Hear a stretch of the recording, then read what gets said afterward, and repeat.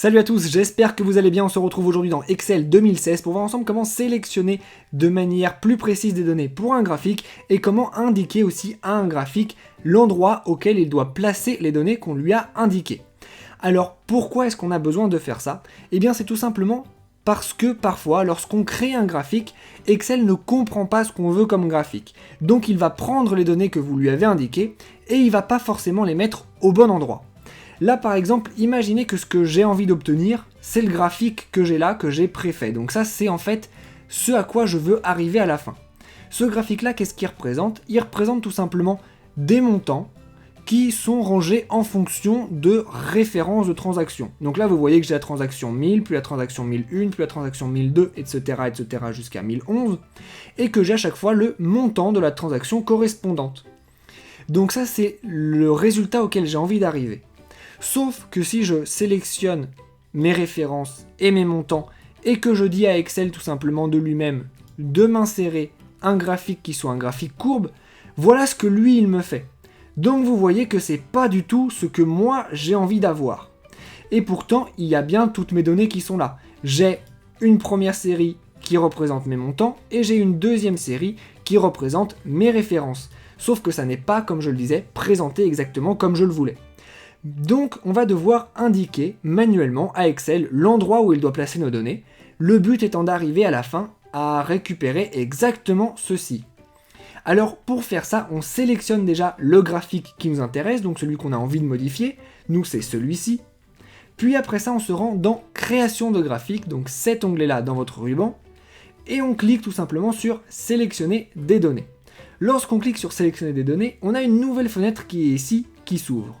Cette nouvelle fenêtre, elle nous indique plusieurs choses. Dans une première partie qui est ici, elle nous indique les données qu'on a sélectionnées. Donc là, vous voyez qu'on a ces données-là et ces données-là qui sont sélectionnées. Après ça, elle nous indique ce qu'on va avoir sur l'axe vertical. C'est tout ce qu'il va y avoir ici. Donc là, vous voyez qu'on a deux séries. Notre première série et notre deuxième série.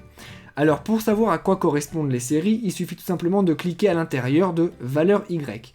Si je clique à l'intérieur de valeur Y en ayant sélectionné la série 1, eh bien ça m'indique que la série 1, c'est celle qui est juste ici.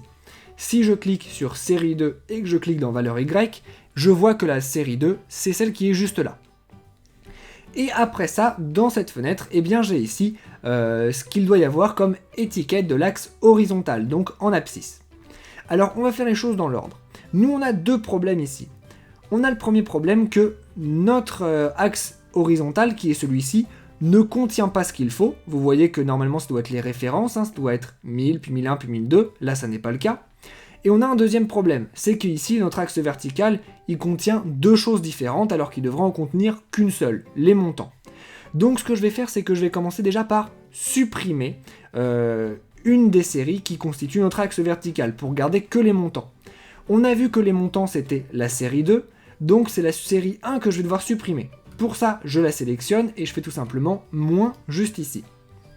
Après ça, je vais maintenant indiquer à mon graphique que en axe horizontal, donc ici, eh bien, il doit avoir les références. C'est cette colonne-là. Pour ça, je monte tout simplement sur étiquette de l'axe horizontal, je clique à l'intérieur de la case, puis je clique sur l'icône tout à droite.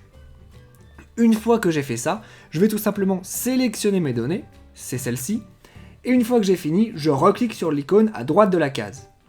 Une fois que j'ai fait ça, eh bien je peux tout simplement faire OK, et vous voyez que je suis arrivé au résultat que j'avais envie d'avoir. Vous savez donc maintenant comment sélectionner des données de manière plus précise pour un graphique, et après ça surtout comment indiquer au graphique à quel endroit il doit placer chacune des données que vous lui avez indiquées.